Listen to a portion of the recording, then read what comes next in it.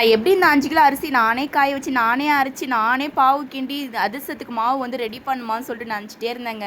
ஆனால் எங்கள் மாமியார் வந்து அரிசி போதும் காஞ்சது, நீ அரைச்சிரு, பாவு மட்டும் நான் வந்து கிண்டி கொடுக்குறேன்னு சொன்னாங்களா. அரிசி வந்து இப்போ அரைக்க ஆரம்பிக்க போகிறேன். நான் அதிரசம் வந்து வீட்டுக்குன்னு வந்து பண்ணியிருக்கேன். எங்கள் மாமியார் வீட்டுக்குன்னு வந்து செய்வாங்க. அதே எல்லாருக்கும் வந்து ஃபேமிலியில் இருக்கவங்களாம் வந்து கொடுப்பாங்க. ஆனால் வந்து இப்போ பிஸ்னஸ்க்குன்னு வந்து லான்ச் பண்ணியிருக்கோம் இல்லையா.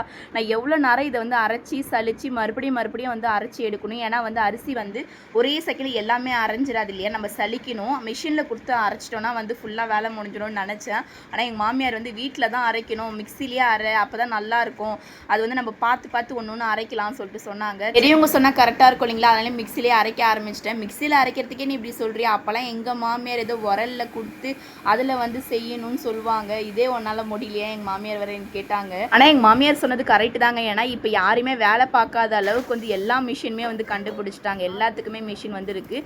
நம்ம 2 கையை யூஸ் பண்ணாமல், நம்ம காலை யூஸ் பண்ணாமல் அப்படியே உட்காந்துருந்தாலே போதும், நமக்கு எல்லாமே அதுவே ரெடியாக வர அளவுக்கு ஒரு மிஷினும் வந்து கொண்டு வராங்க. ஏன்னா டைம் சேவிங்னு சொல்கிறாங்க. டைம் சேவிங் ரொம்பவே முக்கியம் தான். ஆனால் நம்ம வந்து நம்ம பழக்க வழக்கத்தை மாற்றிக்கிட்டு இங்கிலீஷோட லைஃப் உள்ள வந்து நம்ம போயிடக்கூடாதுங்க. நம்ம மறக்காமல் இருந்தால் தான் நம்ம குழந்தைங்களுக்கு வந்து நம்ம ஞாபகப்படுத்த முடியும். அப்போ தான் ட்ரெடிஷ்னல் என்றைக்கும் மாறாமல் நம்ம ஞாபகத்திலேயே வந்து என்றைக்குமே இருக்கும்.